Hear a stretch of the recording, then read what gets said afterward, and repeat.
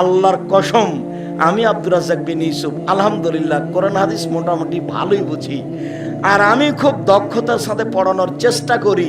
একটা ক্লাসে যদি 500 ছাত্র থাকে, আমি যদি ক্লাসে ঢুকি, একটা ছেলে যদি আর একটা ছেলের গায়ে এভাবে হাত দিয়ে চিমটি কাটে, আমি শিখবো।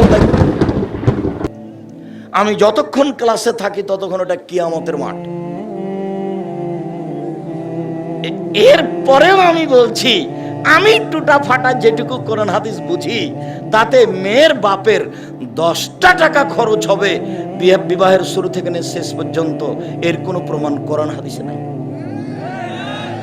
এমনকি মনে হচ্ছে যে বরযাত্রী নিয়ে বিবাহ করতে গেছে, তো তোমার শ্বশুর লজ্জায় পড়ে 20টা বরযাত্রী আছে, 10টা ডুলি বিবি আছে, সবার জন্য খাবার রেডি করেছে, উচিত হবে বের হয়ে চলে আসার সময়তে, আব্বা আপনার তো কিছু খরচ হয়ে গেছে, 50,000 টাকা থাকলো। আমার এই কথা কি বুঝতে পেরেছেন? তার মানে খরচের কোনো পথঘাট মেয়ের বাপের বোঝা যায় না। আল্লাহর কসম, আমি আপনাদের কাছের মানুষ, বাড়ির মানুষ, আমি আপনার ছেলে, আপনার ভাতিজা, আপনার ভাই, আমি যেভাবে কোরআন হাদিস বুঝি, তাতে 1টা টাকা মেয়ের বাপের খরচ হবে এরকম কোনো কোরআন হাদিসে প্রমাণ করা যাবে না, বিধানে নেই। আর আমি যে কথা বললাম, এইভাবে উল্টে ধরার কোনো পথ নাই কিয়ামত পর্যন্ত। তো আল্লাহ নবী যে বললেন ফাতেমাকে, সালিনি মা শেতে, ফাতেমা তুমি যদি কিছু চাও তাহলে চাও, আমি তোমাকে দিব। বিচারের মাঠে আমি কোনো উপকার করতে পারবো না। এটা হলো বিবাহের অনেক দিন পরে।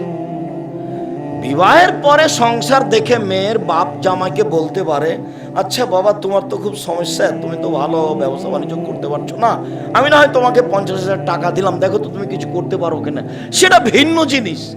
তুমি কোন সাহসে ফার্নিচার নিবা কেন? বলে আমার শ্বশুর খুশি হয়ে দিয়েছে।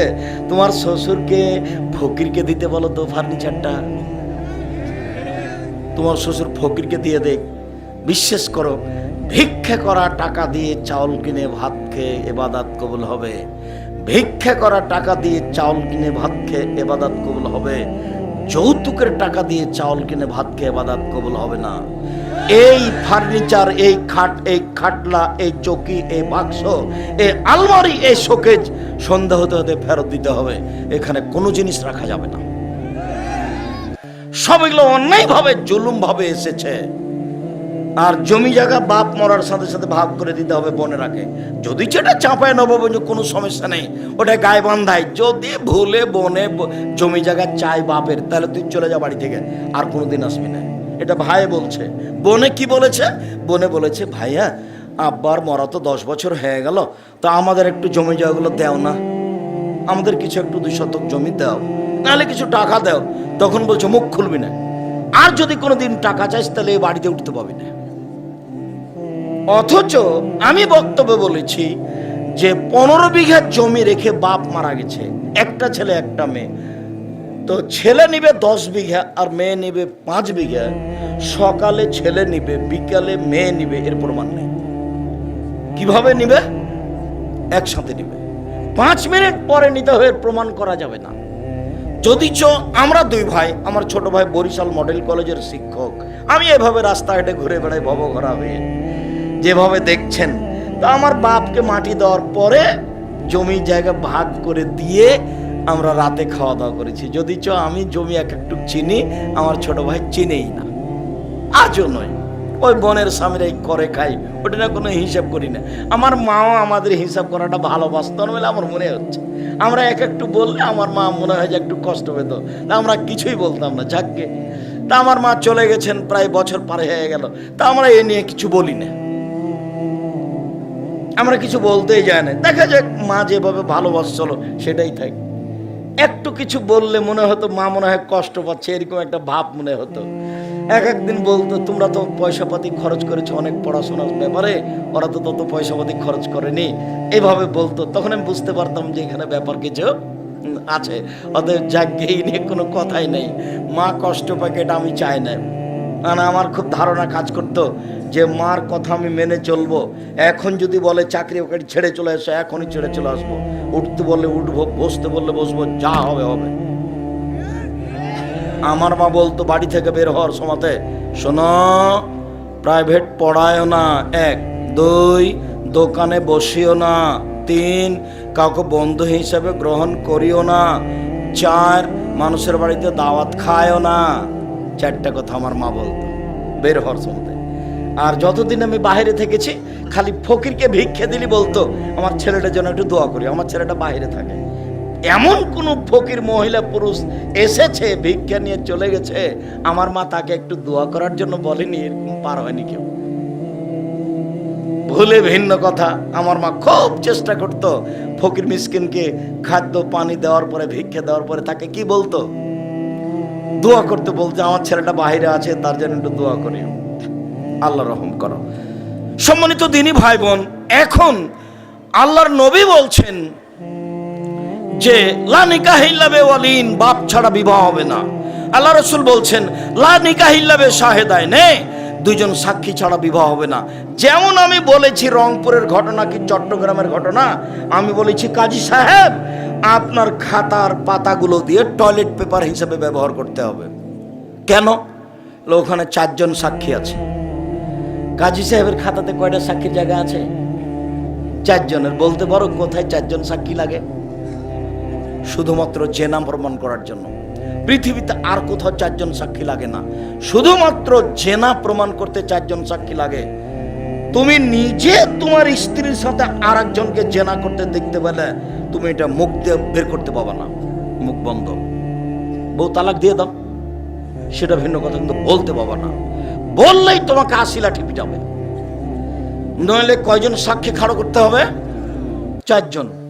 বউয়ের সাথে জেনা করতে দেখেছো, মুখ খুলতে পারবো না, খুললেই 80 লাঠি। নইলে বউ তালাক দাও, রাখো যেটা তোমার ভালো লাগে, কিন্তু মুখ খুলতে পারবো না। খুব শরীয়ত এখানে শক্ত, খুব কঠোর। সেইখানে পৃথিবীতে মাত্র 1 জায়গাতে 4 জন সাক্ষী লাগে জেনা প্রমাণ করতে, বাকি সব জায়গাতে 2 সাক্ষী।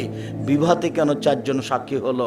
অতএব কাজী সাহেব আমার কথায় মন খারাপ করিয়েন না, এই খাতা টয়লেট পেপার হিসেবে ব্যবহারের যোগ্য, এ কথাই ঠিক। তাতে আমার আসে যায় না। আপনি রাখেন 2টা সাক্ষীর জায়গায় কাটা দিন, আর মেয়ের পক্ষ থেকে 2 জন, ছেলের পক্ষ থেকে 2 জন, এগুলো মিথ্যা কথা।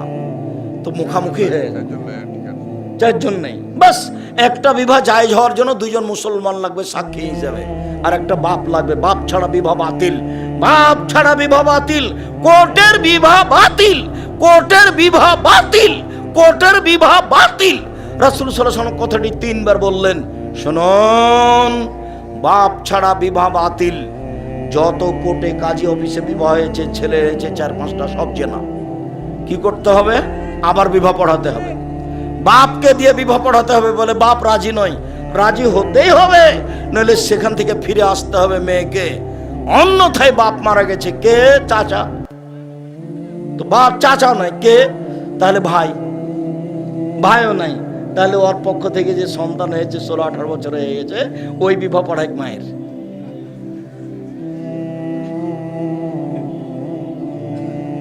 মানে অভিভাবক ছাড়া কেউ বিবাহ পড়াতে পারবে না। চাঁপাইনবাবগঞ্জে উকিল বিবাহ লাগে, উকিল লাগে। উকিল শব্দটাই হারাম বিবাহের মাঠে। আবার চট্টগ্রামে উকিল বাপ, সেদিন থেকে আর নিজের বাপ নয়, সে বাপের চেয়ে বেশি সম্মান করে চট্টগ্রামে।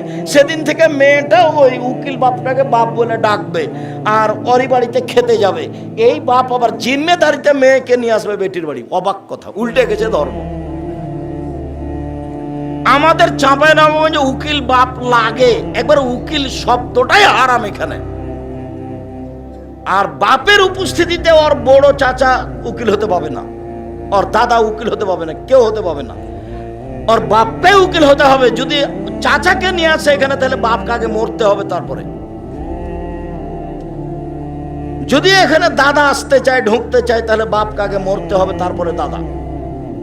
এটাই শরীয়ত।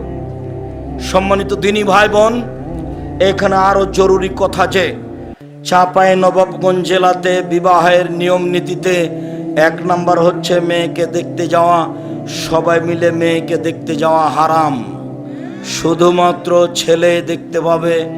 অতিরিক্ত মনে করলে ছেলে তার মা, খালা, ফুফুকে সাথে নিতে পারে।